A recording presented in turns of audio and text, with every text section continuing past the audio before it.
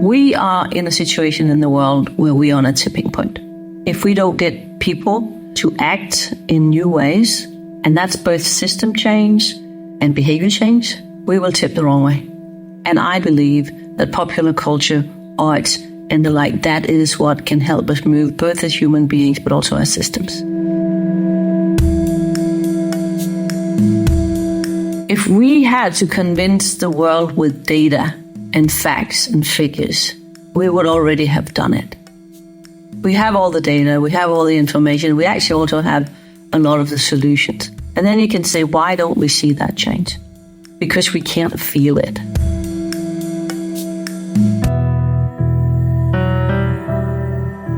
Welcome to Express Change, a podcast about art and activism. Right now, we're treating people and the planet like they're here to serve the economy, when really it should be the other way around. What will it take for us to reimagine and remake our economies to deliver social justice on a healthy planet? We're part of a global movement that's trying to do just that. There's a popular saying, it's easier to imagine the end of the world than the end of capitalism. Our cultural mainstream hardly ever imagines what a different system could look like. We want to find out how new and innovative art can help us change our view on politics, economics, the world, and our fate. To get to these answers, we'll talk to artists and creatives from a wide range of fields, backgrounds, and parts of the world. I am Marina Gattas, Culture and Public Policy Lead at the Wellbeing Economy Alliance, based in São Paulo, Brazil. And I am Martin Oetting, an artist and writer based in Berlin, Germany. Thank you so much for listening.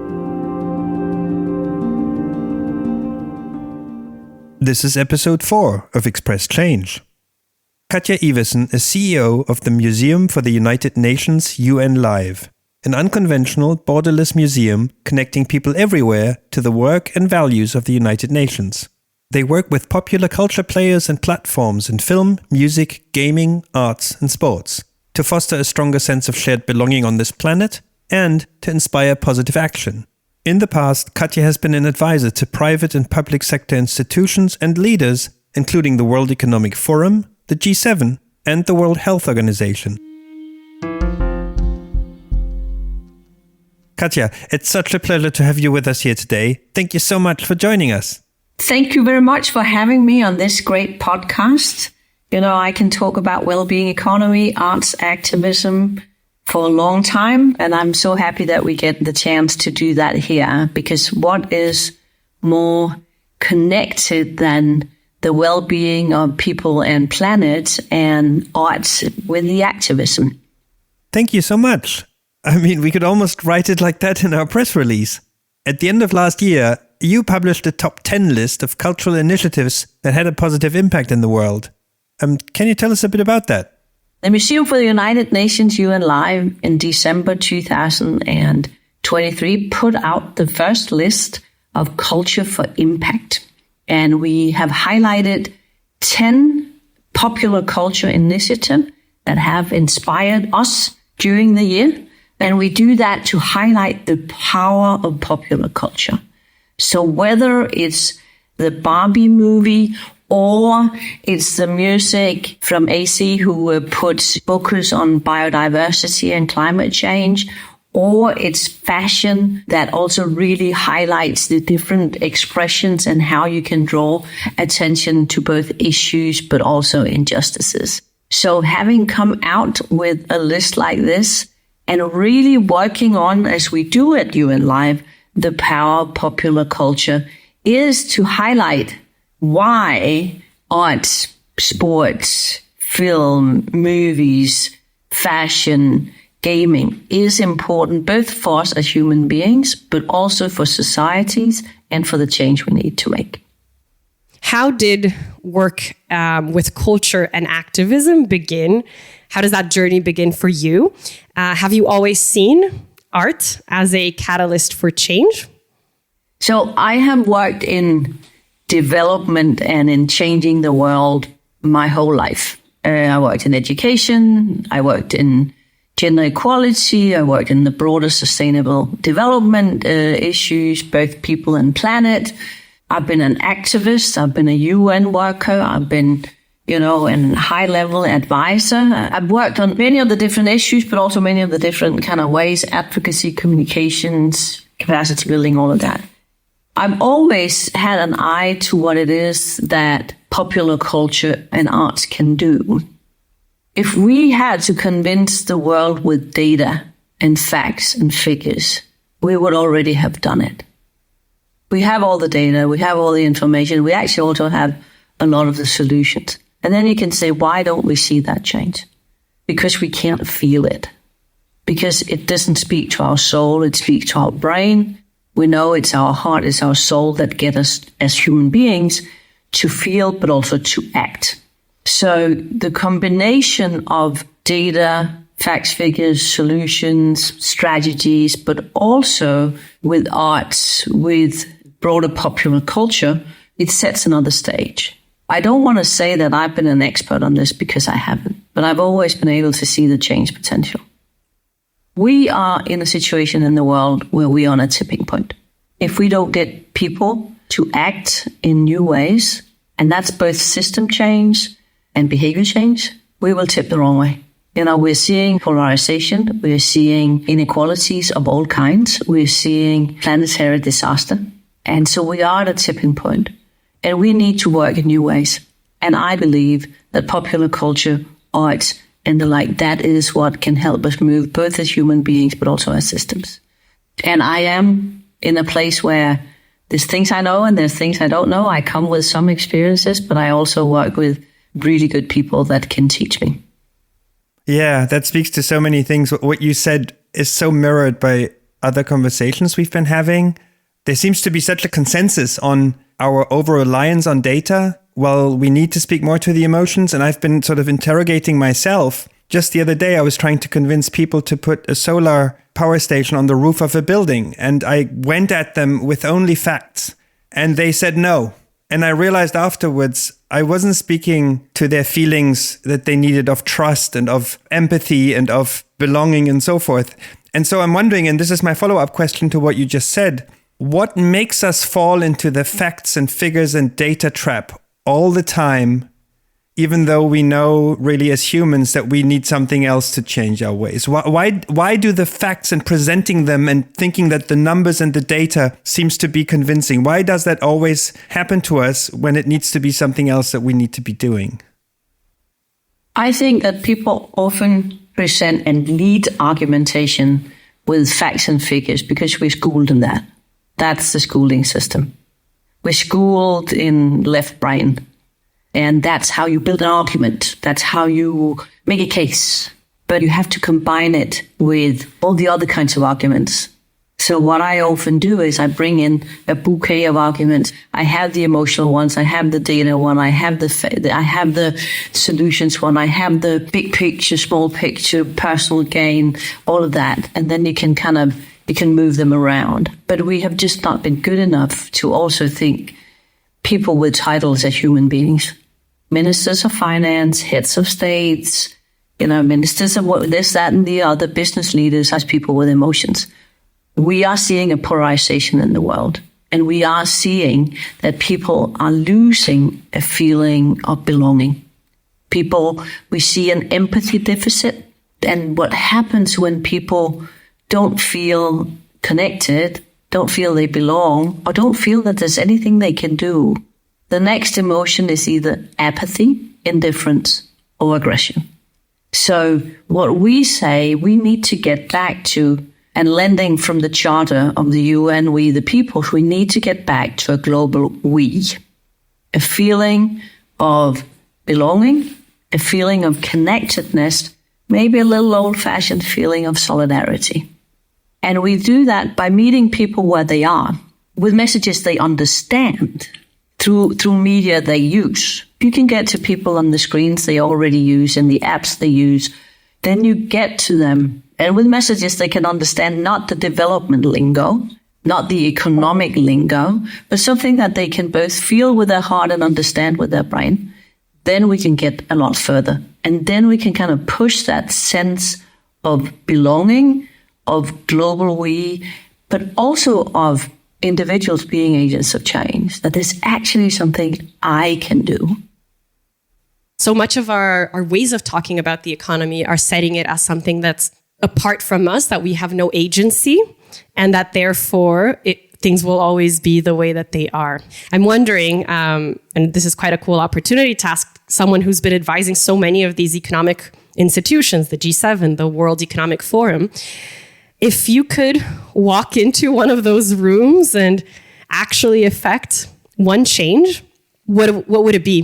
What would you like to see happening at the level of these international economic organizations? We need to change how we see the economy as something abstract, a system, to something that is actually here for people and planet. So if I could change something when I'm with the World Economic Forum or, in whatever, big, powerful people we meet, it would be, one, invest in culture and in popular culture, because it is a tremendous change agent, but also revise how we see the economy. It is a means for well-being of people and planet. It is not a gain in itself. So are we doing things for the good of the economy, or are we doing things for the well-being of people and planet? And it's a mental change. One of the central things in the well-being economy, and one of the central things in creating a much stronger sense of global belonging and local belonging, is community. So many elements, so many solutions, so many, interventions that could bring a stronger well-being economy is anchored in community. And that can both be a small community and a large community. But if we look at the economy, we look at the investment on city level, on regional level, not just national level. It is also about the investment in people, in the community, in the local community. And that's what we as people need to feel we belong. We need to feel that we are seen. We need to feel that we're accepted. We need to feel that we contribute. When we look at the sense of global belonging, a lot of that can also be driven technologically. We're much more connected than we have ever been technologically, but it's interesting because sometimes it looks as if we're humanly much more disconnected. But with a concerted effort and also working with arts, working with the big popular culture platforms, we can change that. UN Live, we do it different ways. We have a big program called Global We, where we have portals around the globe, where we actually get people to walk into portals and meet each other across geographies, across hierarchies, across ages, across issues. And just an example, 3 weeks ago, we had a portal at the Healthy Cities Network in Utrecht. And then we had portals open across the globe where the mayors who met at this Healthy City annual meeting, they could go in and meet young people and other not so former young people from across the globe and have a conversation about what does a healthy city look like. And it was the big and mighty who walked in, and then they met, people from around the globe. And that, when you walk in there, you take off your title, you take off your hat, you take off your ego and your logo, and you meet as people. And it was tremendous what happened. What happens mentally. You go in there for 45 minutes and you meet people that you had never seen, never met before, but you connect. And it changed the meeting. And the meeting became a discussion about belonging, and it became a discussion about empathy and how we together can build a healthy city. It was not just, economy. It was not just budgets. It was also about that feeling of sitting by the river within your community with people you love. At the same time, we work with some of the biggest cultural platforms in the world. And I can tell you, can't use names, but I can tell you, I bet you have them on your phone. We work with them to really mobilize the many, we're talking hundreds of million people here, who through their actions online, not just likes and hearts and things like that, but actions, will help conserve nature and get a whole new feeling of nature through nature sounds. So, it's both the deep, where you meet person to person, people to people, but it's also the wide, where we work with popular culture to create that sense of global belonging, but also action and behavior change. Because this is not just about feelings, it's actually also about taking action. Because the world is at that tipping point, and it's now. If you talk about the big platforms, the things we all have on our phones, we all know that those platforms nowadays, it wasn't always like that, but nowadays they're very much driven by a very specific economic mindset. And the people who run these platforms, we call it platform capitalism, where everything is based on economies of scale and very few people in the Silicon Valley particularly controlling the fates of the many through the ways they design these apps and so forth. So I'm wondering, what does it feel like to go to these organizations that are incredibly powerful these days through sheer economic and media power and to talk to them about something like this? Does the issue of system change come up? Or is it something that stays on the level of, oh, we're doing something good on that day and everyone will be green and wear their green hat? I see a conflict there, and I would like to know how you experience that conflict. These programs are much more than one day. They are long-term involvement. My experience working with private sector, which I have done quite a bit, the UN, the government, private sector, my experience is that in every single system, there's people who want to see profound change. And if we can mobilize these people to do the right thing, wherever they sit, I'm for it. I can do the capitalist criticism. I know, I read the books. I can do all of that. But I also know that it's the systems we have right now, and we can't wait until we've broken down the system. The approach to it, that you need to find the right people, you need to work with the right people, and you need to change the system. Because the other way won't work. We are not going to change the system and then start doing good, because then we can be waiting for Godot.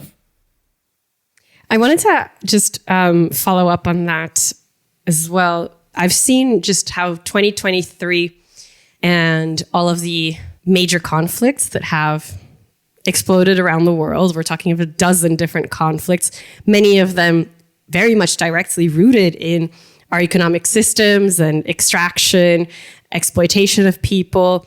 And it's brought a lot of distrust as well in international institutions and their ability to bring about a shared vision of belonging and of shared humanity. When you're talking now in this role and looking at popular culture and its ability to bring people together, how are you seeing that journey and that transformation of the wider institutions as well that people are distrusting right now? Well, let's face it, a lot of the polarization is driven by some of these, the media, when it bleeds, it leads, so absolutely aware of that and very critical of it. Just as those powers are used for bad, they can also do good and be used for good. The amount of money that some people who don't like human rights, and particularly women's rights, they would invest in getting the opposition towards rights to be strong was staggering. Is staggering. Whether it's women's right to their own body, whether it's the right to a clean environment, or whether it's labor rights, it's staggering what's invested against that. It's scary. But I also want to say that people who have been for it have not invested the same. People have been complaining about it, and we could see it at the UN, we could see it everywhere. But the funders who could help change that have not stepped up to the same degree. The billions that's been invested in taking human rights down, or in oil and gas, and taking sustainable energy down, we've not seen anything like it. And that is what I think now that I'm hearing. I was at the COP28, and what we heard some of the big foundations talk about was taking risks, stepping up, investing in the right thing. They've always invested in good things, but now doing it to a much bigger degree, because this is a tipping point.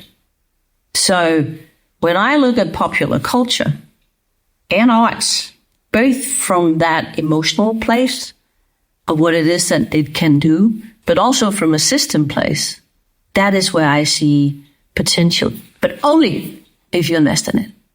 A big part of shifting the conversation in the well-being economy is about asking those questions of what areas of the economy do we want to promote and what areas of the economy would we want to demote that actually harm well-being versus promoting well-being. And you've mentioned a few times the role of the arts and culture sector and the need for more investment and for more funding towards that. If we achieved the goals that we set out to achieve and we managed to transform our economies radically, what would you say the life of an artist or a cultural producer look like in that future? Throughout history, storytelling, arts have been key elements in society and in communities. Yeah, the storytellers who was kind of the keeper of the stories of the whole ancestry. You've had the wise women who were the ones who knew what all the plants were being used for. You'd have the musician who would, play when you had to both celebrate and cry. So you've had the storytellers be absolutely key in societies. I don't see artists having the same status today. When we talk about community and when we talk about belonging, when we talk about the togetherness and connectedness, telling things not just as with facts and figures, but with imagery and arts and stories that moves your heart is absolutely key for us to feel connected. We know that when you meet new people, you don't just want their CV, you want to know who they are, and you tell stories about your lives. That's what connects you. Tell stories about your kids, if that's what connects you. Story about what makes you happy and what makes you cry. And that's what connects people. So if we are talking about a society where well-being of both people and planet is at the center, and not just wealth and growth and that, then I see stories and I see arts as an absolute central point. And I don't necessarily see it something that is only for artists. There's an artist in all of us, but there are some who are a lot better than others. So I see arts as both as competencies, but also something that makes us as more whole human beings. I am not a good musician, but I do love to play and sing. What's the kind of art forms or pieces of art or art styles where you go, they fill my heart, or they make me cry, they make me feel bliss? What are they for you personally? I can share an experience, working in the United Nations on some pretty tough issues, women dying in childbirth and other issues, where you put a professional cover on to actually deal with it every day. Because, when you know how many mothers or women die every day in childbirth, you have to kind of find coping mechanisms. And I still remember flipping through some photos. I was sitting at my desk, and it was that photo that made all my defense break down. Because that's what made it touch not just my brain, but my heart and humanity. And it was of a man with the kids on the grave of their mother. Broke me. And that was good. Because we can also get so professional at what we do that we forget it while we're in it.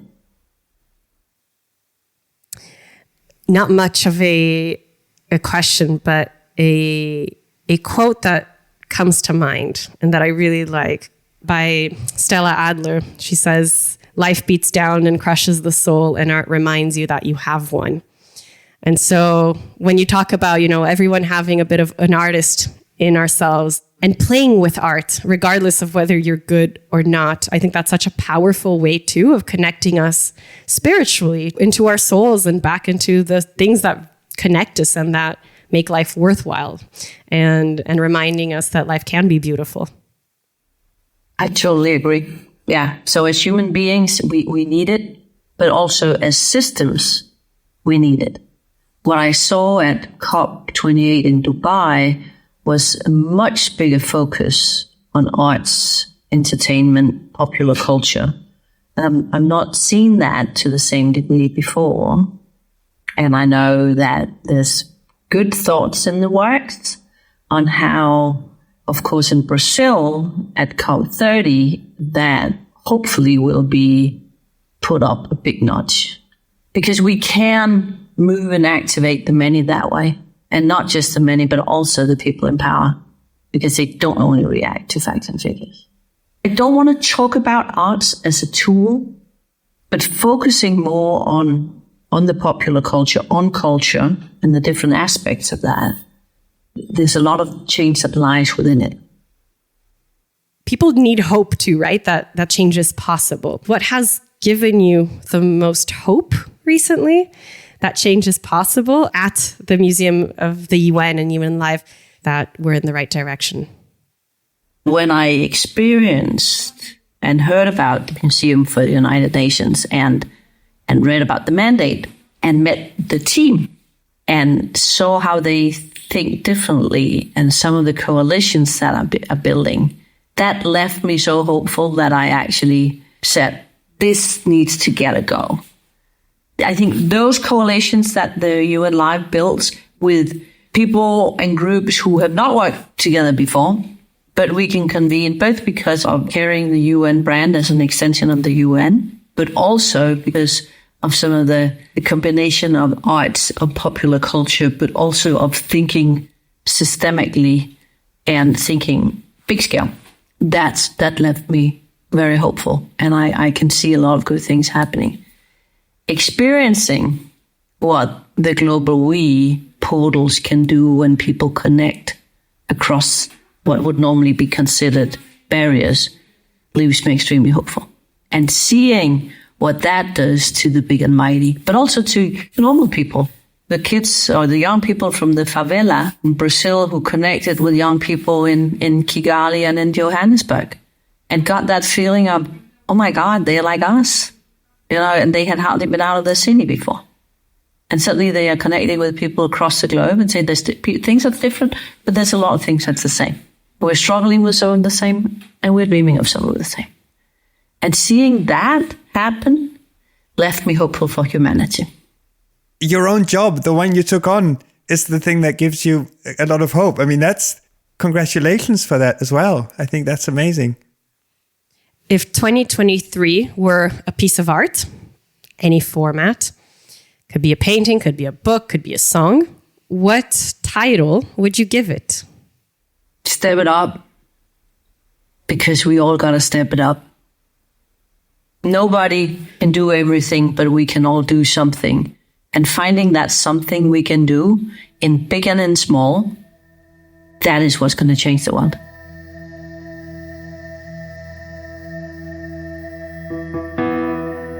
Thank you for listening. Express Change is supported by the Wellbeing Economy Alliance, the leading collaboration of organizations, alliances, movements, and individuals working to transform the economic system. Find out more at weall.org. Express Change is produced and edited by Martin Oetting in collaboration with Marina Gattas and the team at the Wellbeing Economy Alliance. You can find out more about my work at martinoetting.com. That's Martin, OETTING.com.